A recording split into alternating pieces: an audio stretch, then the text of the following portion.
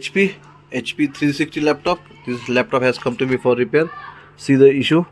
We connect power supply, and when we power on, this is a short dead laptop. See, when we power on, suddenly voltage down and ampere high.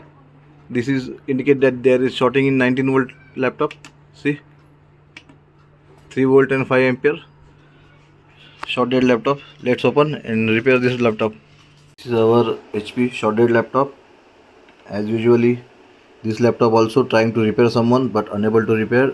Someone already trying to replace first and second MOSFET. See in microscope, they are trying to replace it but unable to repair. These both MOSFET are short, and there is also shorting nearby. Big shorting. Here's the shorting. See, this MOSFET is shorted and the board is shorted this place. See there, this MOSFET is short and board is damaged.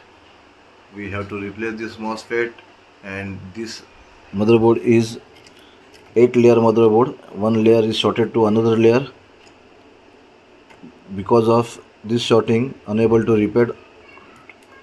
Another service center, we clean this one and remove the shorting, replace all parts, this one and these two MOSFET also, and let's repair this board. Thank you. We replace all damaged component. See, and now we connect our DC power supply. See,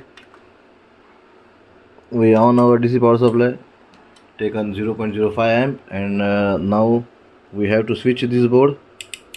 After power switch, board is on now. Repairing all damaged component, removing shorting, and this laptop is ready. Unable to repair. Other service center. See, blue light is coming in my pen drive. That means display is coming 2 or 3 times on and off because of RTC.